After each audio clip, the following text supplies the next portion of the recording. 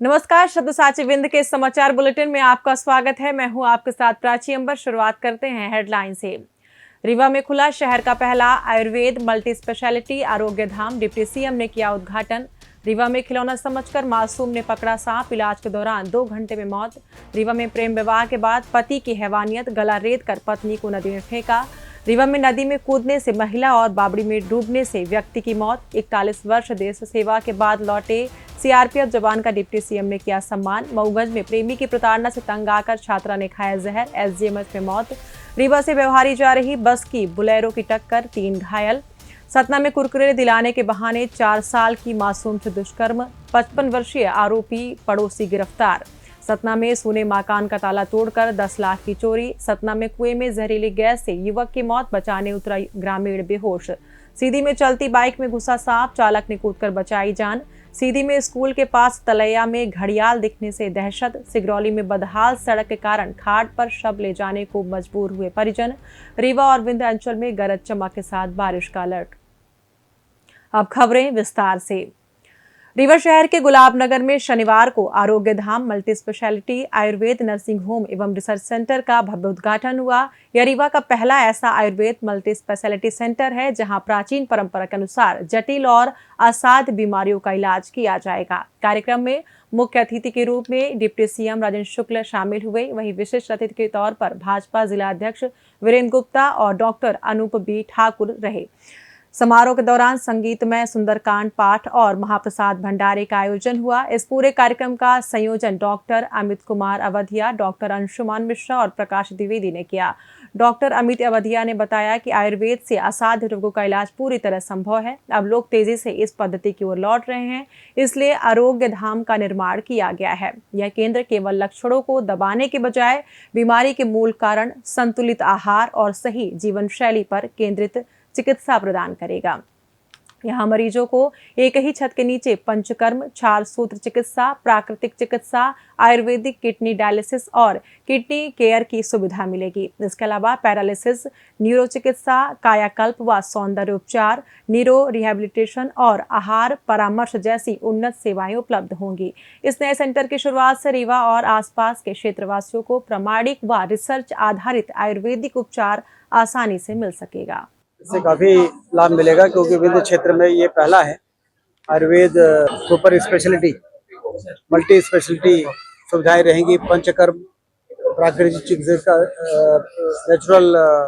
Naturopathy और Ayurveda kidney dialysis, paralysis, neuro चिकित्सा, इस प्रकार की जो चिकित्सा लेने के लिए आमतौर पर लोग केरल जाते थे, उसी का एक तरीके से मॉडल इन्होंने यहाँ पर बनाया है। डॉक्टर वधिया हैं, डॉक्टर अंशुमान मिश्रा और आयुर्वेद के सर्जन भी हैं यहाँ पर, विवेक तिवारी जी। इन लोगों ने बीएमएस के साथ एमडी भी किया है और एमएस भी किया है।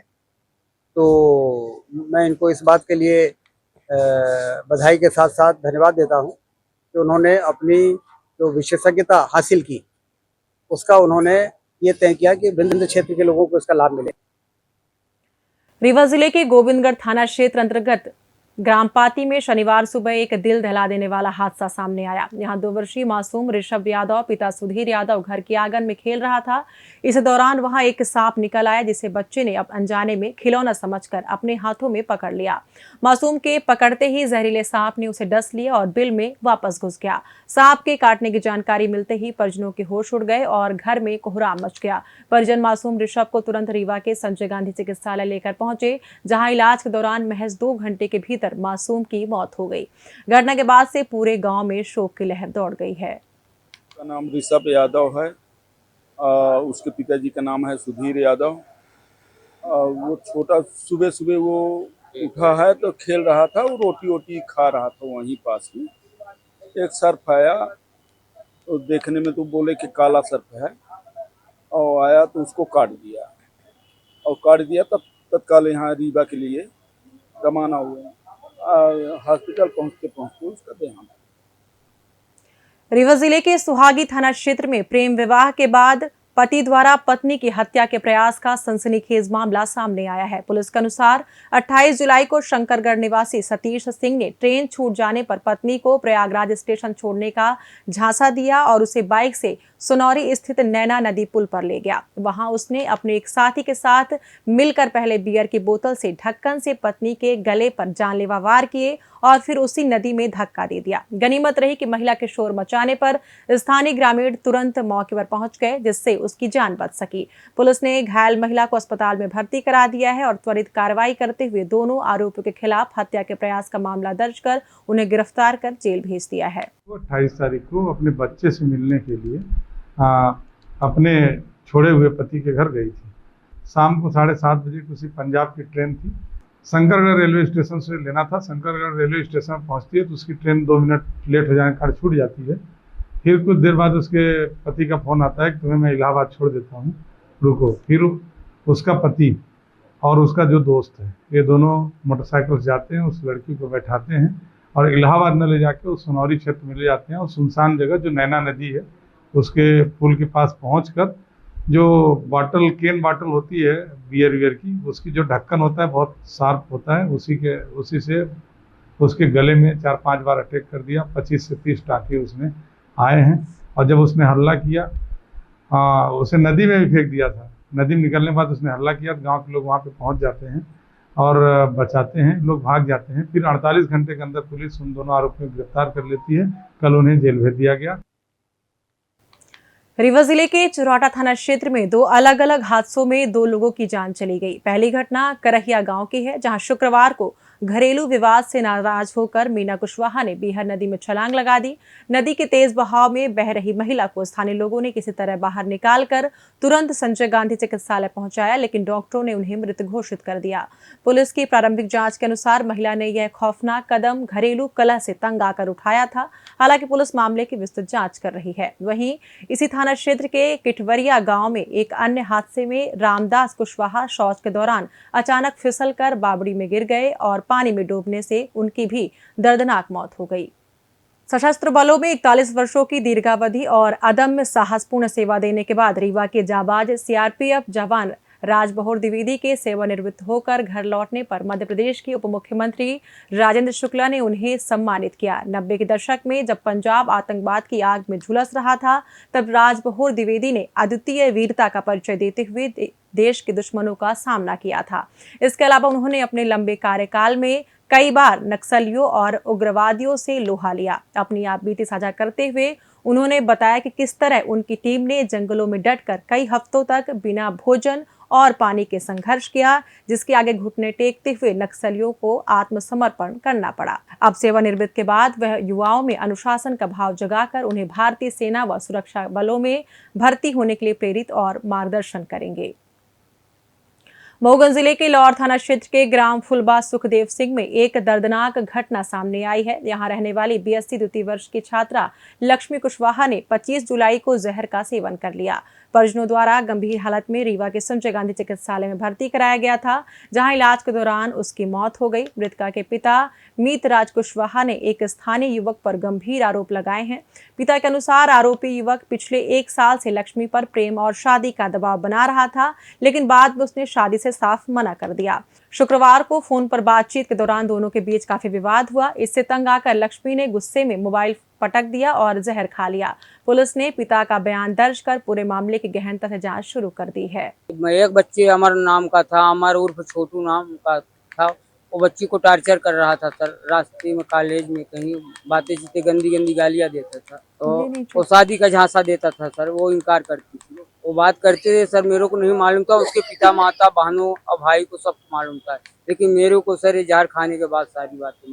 शहडोल जिले के खामडाट गांव स्थित मऊ पावर स्टेशन के पास बीती रात रीवा से व्यवहारी जा रही दीपक बस का अचानक एक्सल टूट गया, जिससे अनियंत्रित होकर बस सामने से आ रही बोलेरो से जा टकराई। इस भीषण हादसे में बोलेरो का अगला हिस्सा बुरी तरह क्षतिग्रस्त हो गया और 3 लोग घायल हो गए, जिन्हें तुरंत अस्पताल पहुंचाया गया। व्यवहारी थाना पुलिस के अनुसार इलाजरत तीनों घायलों की हालत फिलहाल सामान्य है और खतरे से बाहर है। हादसे के बाद व्यवहारी रीवा मार्ग पर कुछ समय के लिए आवाजाही ठप हो गई थी, जिसे पुलिस ने क्रेन की मदद से क्षतिग्रस्त वाहनों को हटवाकर सुचारू रूप से बहाल कराया। सतना के नजीराबाद इलाके में शुक्रवार देर रात अज्ञात बदमाशों ने सूने मकान का ताला तोड़कर करीब 10 लाख रुपए के माल पर हाथ साफ कर दिया। वारदात के समय मकान मालिक अकील खान अपने परिवार के साथ गांव गए हुए थे और शनिवार सुबह पड़ोसी द्वारा मुख्य ताला टूटा देखने पर घटना का खुलासा हुआ। घर लौटने पर परिवार ने कमरों का सामान बिखरा पाया और अलमारी के लॉकर से 6 लाख रुपए नकद व बेटी के जेवरात सहित करीब 4 तोला सोना गायब मिला। सूचना मिलते ही कोतवाली थाना प्रभारी पुलिस बल, साइबर सेल और एफएसएल टीम के साथ मौके पर पहुंचे तथा घटनास्थल का बारीकी से निरीक्षण कर साक्ष्य जुटाए। फिलहाल पुलिस आसपास लगे सीसीटीवी फुटेज खंगालते हुए अज्ञात बदमाशों की पहचान और उनकी जल्द गिरफ्तारी के लिए विभिन्न बिंदुओं पर जांच कर रही है। सतना जिले के नागौर थाना क्षेत्र में 4 वर्षीय मासूम बच्ची के साथ दुष्कर्म का एक बेहद शर्मनाक मामला सामने आया है। पुलिस के अनुसार 29 जुलाई के दोपहर 55 वर्षीय आरोपी पड़ोसी रामजस चौधरी ने बच्ची को कुरकुरे दिलाने का लालच देकर अपने साथ ले जाकर इस घिनौनी वारदात को अंजाम दिया। घटना की जानकारी मिलने के बाद बच्ची की मां ने बीती रात नागौर थाने में शिकायत दर्ज कराई, जिसके आधार पर पुलिस ने त्वरित कार्रवाई करते हुए आरोपी के खिलाफ मामला दर्ज कर उसे हिरासत में ले लिया है। पीड़िता को बाल संरक्षण समिति के समक्ष पेश कर बयान दर्ज कराने के बाद मेडिकल परीक्षण और समुचित उपचार के लिए जिला अस्पताल भेजा गया है। वहीं पुलिस आरोपी से पूछताछ कर पूरे मामले की गहनता से जांच कर रही है। सतना जिले के उचेहरा थाना क्षेत्र स्थित उर्दना गांव में शनिवार दोपहर कुएं से टीन निकालने उतरे 39 वर्षीय नीरेंद्र सिंह की जहरीली गैस के प्रभाव से दम घुटने से दर्दनाक मौत हो गई। वहीं नीरेंद्र को बचाने के लिए रस्सी के सहारे कुएं में उतरे राजा कोल को भी जहरीली गैस के कारण बेहोश हो गए, जिन्हें ग्रामीणों ने तत्काल बाहर निकालकर डायल 112 की मदद से सिविल अस्पताल उचेहरा में भर्ती कराया, जहां उनका इलाज जारी है। घटना की सूचना मिलते ही पुलिस मौके पर पहुंची और मृतक के शव को बाहर निकालने के लिए एसडीआरएफ की टीम को बुलाया गया। फिलहाल पुलिस मामले की गहन जांच कर रही है। सीधी जिले के बहरी मुख्य बाजार में शनिवार दोपहर उस समय हड़कंप मच गया जब बाइक चला रहे तुलसीदास मिश्रा के वाहन में अचानक एक सांप घुस गया। चालक ने तुरंत सूझबूझ दिखाते हुए चलती बाइक से छलांग लगा दी, जिससे बड़ा हादसा टल गया। घटना के बाद मौके पर जमा हुए ग्रामीणों ने काफी मशक्कत कर सांप को बाइक से सुरक्षित बाहर निकाला। राहत की बात यह रही कि घटना में कोई हताहत नहीं हुआ है। सीधी जिले के स्थित सिहावल विकासखंड की ग्राम पंचायत बमुरी में सरकारी स्कूल से महज 100 मीटर दूर एक छोटी तलैया में पिछले 4 दिनों से घड़ियाल डेरा जमाए हुए है। कक्षा 1 से 8वीं तक के छोटे बच्चों और राहगीरों के रोज इसी रास्ते से गुजरने के कारण ग्रामीणों व अभिभावकों में किसी अनहोनी का भारी डर बना हुआ है। ग्रामीणों द्वारा शनिवार सुबह डीएफओ राजेश कन्ना टी से शिकायत किए जाने के बाद सोन घड़ियाल अभ्यारण्य और वन विभाग की जांच टीम को मौके पर भेज दिया गया है, ताकि घड़ियाल को सुरक्षित रेस्क्यू कर ग्रामीणों को राहत दी जा सके। सिगरौली जिले के सराई थाना क्षेत्र अंतर्गत दुधमनिया गांव में सड़क की बदहाली के कारण 16 वर्षीय मृतक सुनील सिंह के शव को परिजनों और ग्रामीणों को खाट पर लाद कर करीब आधा किलोमीटर पैदल ले जाना पड़ा। दरअसल मानसिक स्थिति ठीक न होने के चलते किशोर ने फांसी लगाकर आत्महत्या कर ली थी, जिसके पोस्टमार्टम के लिए पुलिस वाहन की व्यवस्था तो की, लेकिन गांव की 2 किलोमीटर लंबी कच्ची सड़क के दलदल में तब्दील होने के कारण एम्बुलेंस अंदर तक नहीं पहुंच सकी। करीब 1,500 की आबादी वाले इस गांव में वर्षों से सड़क निर्माण न होने से नाराज ग्रामीणों ने कीचड़ भरे रास्ते से शव को मुख्य मार्ग तक पहुंचाया। मौसम की बात करें तो मध्य प्रदेश में मानसून की सक्रियता के बीच विंध्याचल समेत राज्य के विभिन्न हिस्सों में मौसम के अलग अलग रंग देखने को मिल रहे हैं। रीवा जिले में दिन भर धूप और छांव का दौर चलता रहा, जिससे उमस और हल्की गर्माहट का एहसास बना रहा, लेकिन बीच बीच में चली ठंडी हवाओं ने लोगों को थोड़ी राहत भी दिलाई। सतना, सीधी और सिगरौली जैसे नजदीकी जिलों में भी आसमान में बादलों की आवाजाही जारी रही और कुछ स्थानों पर हल्की से मध्यम बौछारें दर्ज की गई। मौसम विभाग के पूर्वानुमान के अनुसार बंगाल की खाड़ी में बन रहे नए मौसमी तंत्र के प्रभाव से आने वाले 24 से 48 घंटों में रीवा और पूरे विंध्य क्षेत्र में गरज चमक के साथ हल्की से मध्यम बारिश हो सकती है, जबकि राज्य के कुछ हिस्सों में झमाझम बारिश के आसार हैं। इसी के साथ ये समाचार बुलेटिन समाप्त हुआ। कल फिर मिलेंगे नई खबरों के साथ। जुड़े रहिए शब्दसाची विंध्य से। विंध्य से जुड़ी तमाम खबरों के लिए हमारे चैनल को सब्सक्राइब कर दें, वीडियो को लाइक करें, शेयर करें और बेल आइकॉन दबाना ना भूलें। अपने आसपास की खबरें हम तक पहुंचाने के लिए स्क्रीन पर दिए गए नंबर पर आप संपर्क भी कर सकते हैं। धन्यवाद।